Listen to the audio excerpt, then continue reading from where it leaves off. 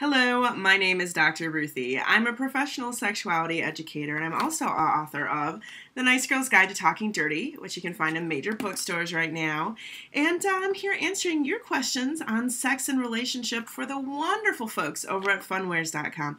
Make sure you check them out and say thank you to them for making these videos possible.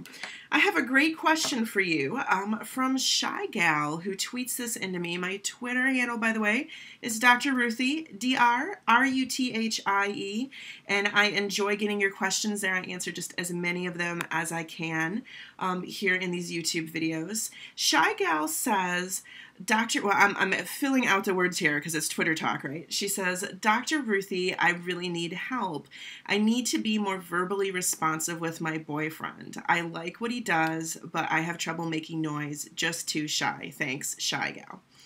Shy Gal, I'm so glad that you tweeted me that question. That's a really good one. And, you know, as I mentioned in the beginning, I write and present about dirty talk.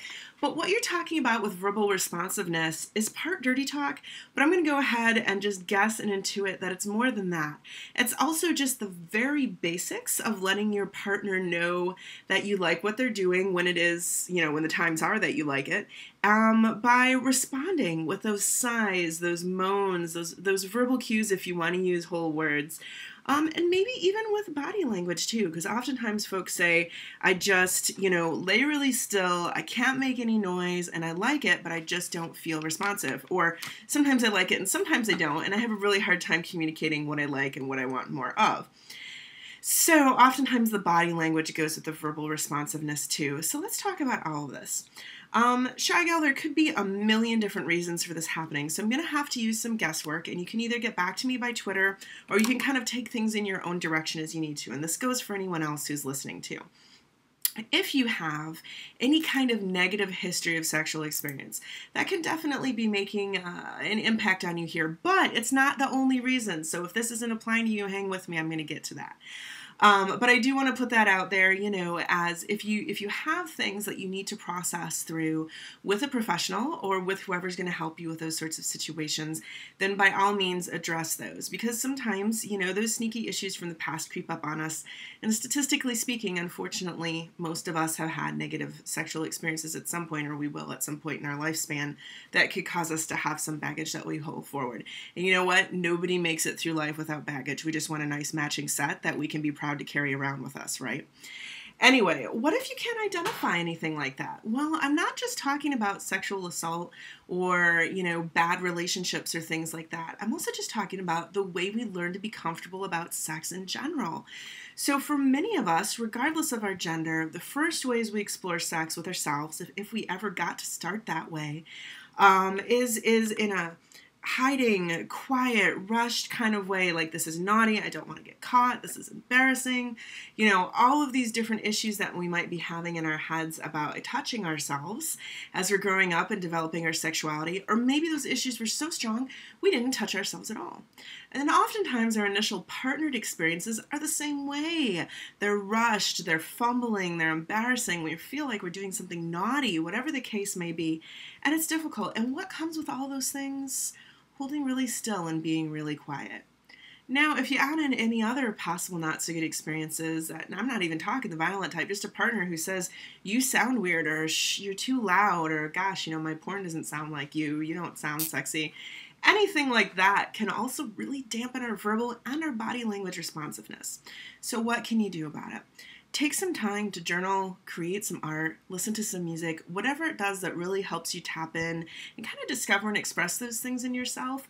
Where did you learn about what it means to make noise and what kind of noise is appropriate, and process through that. Sometimes just understanding where things came from and whether those things came from sources that are in your best interest or not can make all the difference in the world about making a change. The next thing I want you to do is to practice a little bit by yourself. If you're not touching yourself at all yet, then it's time to start enjoying and exploring some sexy sex toys or some high quality lubricant with or without toys. Actually, get the lube either way. That's not an or, that's an and or a definitely.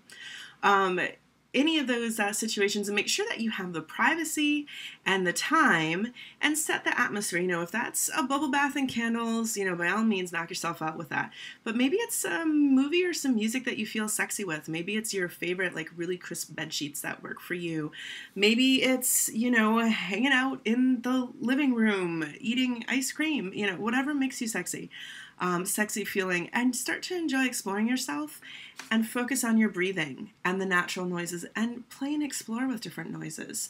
If you want, you can also bring some porn into this, whether it's softcore or hardcore or, you know, your favorite, you know, generally released movie with a sexy scene in it. But please remember that the people in those movies are actors. Even in the amateur porn, they know there's a camera going on, even if they pretend they don't know, because, like, legally they had to sign off to give permission. So don't buy all the celebrity sex tape stuff. They all had to sign off for permission on that. Anyway, and the noise they're making is part of their acting. Some actors and actresses will have more authentic noises that they make with their acting, and some will have more of a show. So don't feel like you need to impersonate those sounds. Those are acting sounds, just like any other sort of movie you'd watch, right? Those people aren't really, you know, eating and doing those things in real life or whatever it is you're watching. So feel free to explore different noises and sounds that feel natural to you, starting with those deep breaths in when something feels sexy and letting that air out in a loud, pleasure communicating sort of way, just to yourself. And allowing yourself then to moan with it a little bit. And hopefully you can be in a space where you can make some noise without worrying about other people hearing or something like that. Adding in some music and having those other moaning voices can help you to kind of moan along and be swept up in the moment. Then carry that over with your partner. Maybe the two of you can masturbate together, watching each other, or take turns masturbating each other, and practice like the breathing and the noise making, and make it a fun activity of discovery. If you have heavy performance anxiety with your partner, you're putting on an act because you're trying to act right. This should be about fun and exploration and intimacy, whether it's a partner you've had for a long time or somebody you're with just for now. Either way. So identifying where you got those messages about what it is to make sounds and be physically responsive can be useful. Then practicing just letting go on your own and crossing that over with your partner. Fantasizing about the way you would sound or the way you would grasp your partner's shoulders or hands or hair or back or whatever the case may be. And then allowing yourself to do some of that with them and asking them to encourage you, right? It can start with something as basic as reminding yourself, I'm going to move my hands and rub their back. And then you find yourself clutching a little bit. I'm going to breathe and I'm going to let out some sexy moans. And then you find yourself making more sexual noises as you get more comfortable. And then altering whatever it is that you need in your atmosphere to make sure you have the privacy and the time that's necessary to make the noise and body language that you want. And if you're listening to all this and you're thinking, I could never be this comfortable with my partner, then taking a look at the relationship and seeing if that's really where you need to be. And if that is a relationship you need to be in, what steps you guys need to take together in order to have a relationship where you can be comfortable and happy exploring that stuff. And if you think to yourself, I'd never be comfortable and happy exploring that stuff with myself, then it's time to process that because you're missing out on some of the wonderful joys of being alive and being a sexual person that we all deserve, no matter what our past is. I'm Dr. Ruthie. Thanks to PhoneWares.com for making this video possible, and I will see you on my next video. Thanks.